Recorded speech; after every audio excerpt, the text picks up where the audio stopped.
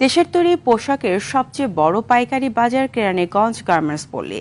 এখানে গড়ে ওঠা 10,000 কারখানা ও 6,000 শোরুম চাহিদা মেটায় দেশের শতকরা 70% পোশাকের। তবে অপরিকল্পিতভাবে গড়ে ওঠায় অগ্নিঝুঁকিতে রয়েছে পোশাক পল্লীটি। স্থানীয়রা বলছেন, কিছুদিন পর পর এখানে অগ্নি দুর্ঘটনা ঘটলেও নেওয়া হয়নি তেমন কোনো পদক্ষেপ। কেরানীগঞ্জ থেকে রাজু আহমেদের তথ্যচিত্রে জানাচ্ছেন নাদিরা সুলতানা।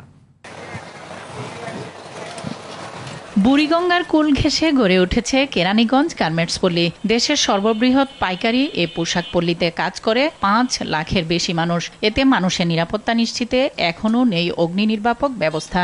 অপরিকল্পিত রাস্তা, অনুমোদনহীন ভবন, বিদ্যুতের অনিরাপদ সংযোগ, পানি স্বল্পতা সহ নানা কারণে এখানে কিছুদিন পরপরই আগুনের ঘটনা ঘটে। ডিসের তার আছে, ওয়াইফাই তার আছে, কারেন্টের তার আছে, মানে জায়গা কম থাকায় বিভিন্ন তারই এখানে জর্জরিত।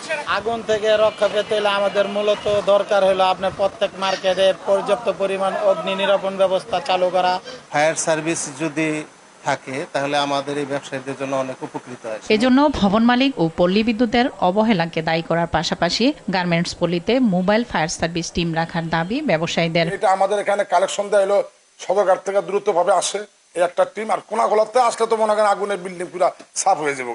কোনাগোলা চিন্তা করলে চলবে না। তবে যদি দক্ষিণ কেরানীগঞ্জের ভিতরে কোনো জায়গার মধ্যে করে সরকার, তো ভালোই হয়। ফায়ার সার্ভিসের পক্ষ থেকে বলা হচ্ছে, ঝুঁকিপূর্ণ বৈদ্যুতিক সংযোগ, ব্যবসায়ীদের অসচেতনতা, ভবন মালিকদের অব্যবস্থাপনা কেরানীগঞ্জ গার্মেন্টস পল্লীতে অগ্নিকাণ্ডের মূল কারণগুলো রিসার্চ করি, সেখানে দেখছি আমরা সবচেয়ে বেশি বিদ্যুৎ থেকে বেশি অসাবধানতাবশত বৈদ্যুতিক গোলযোগ থেকে আগুনের ঘটনা বেশি ঘটছে।